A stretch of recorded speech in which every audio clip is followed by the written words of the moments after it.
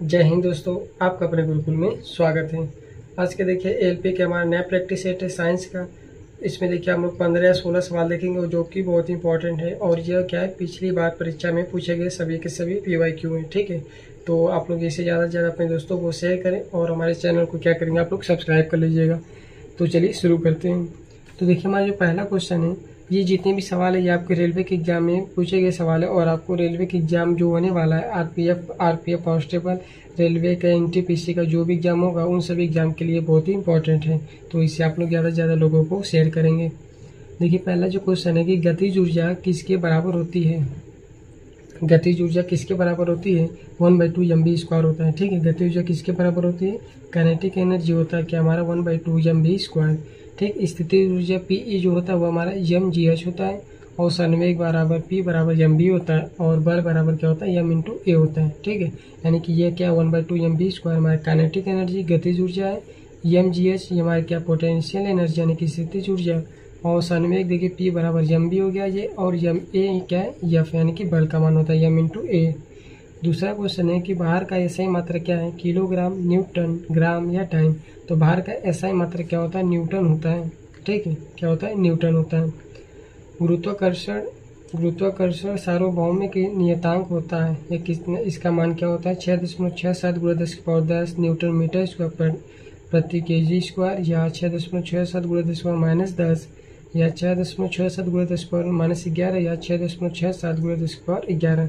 क्या होता है, ऑप्शन नंबर सी इसका करेक्ट आंसर होगा 6.67 × 10⁻11 न्यूटन मीटर स्क्वायर प्रति किलोग्राम स्क्वायर।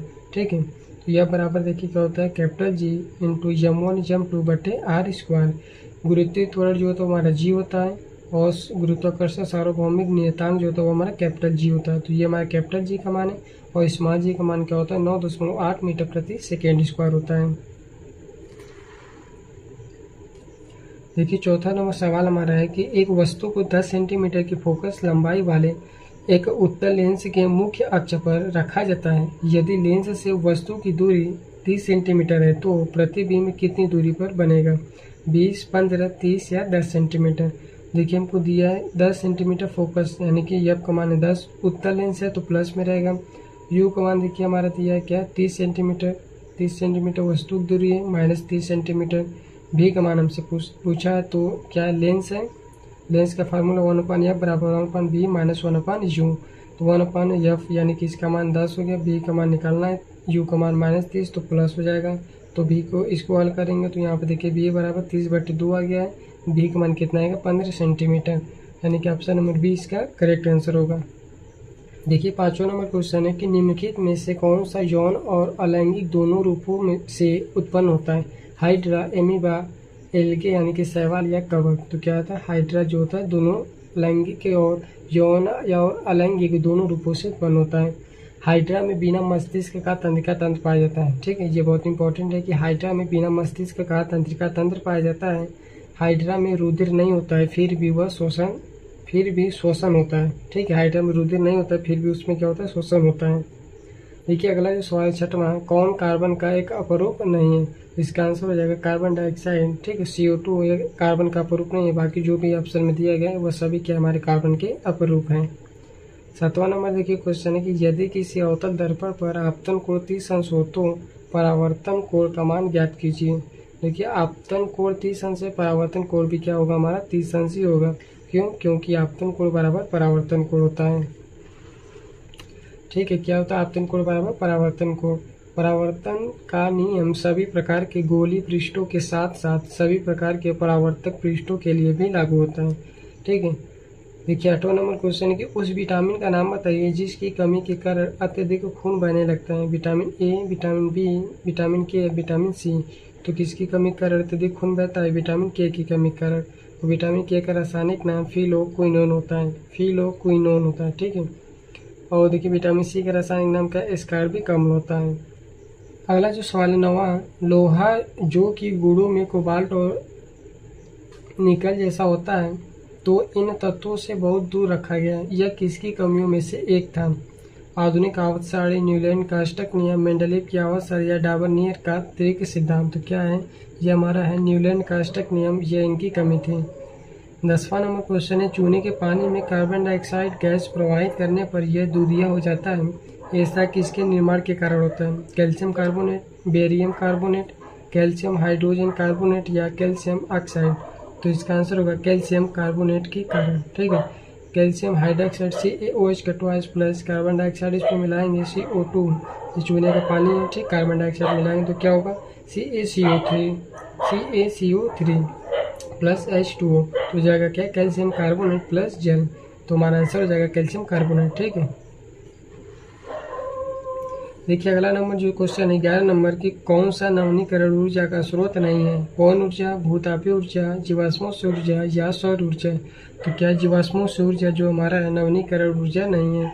जीवाश्मों से प्राप्त ऊर्जा परंपरागत ऊर्जा का स्रोत होता है।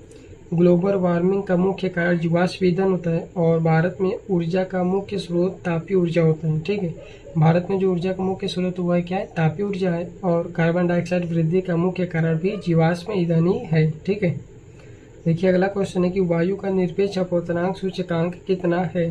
1.03, 1.00003 या 1.003 या लास्ट है 1.003। तो यही हमारा आंसर होगा ऑप्शन नंबर डी, 1.0003।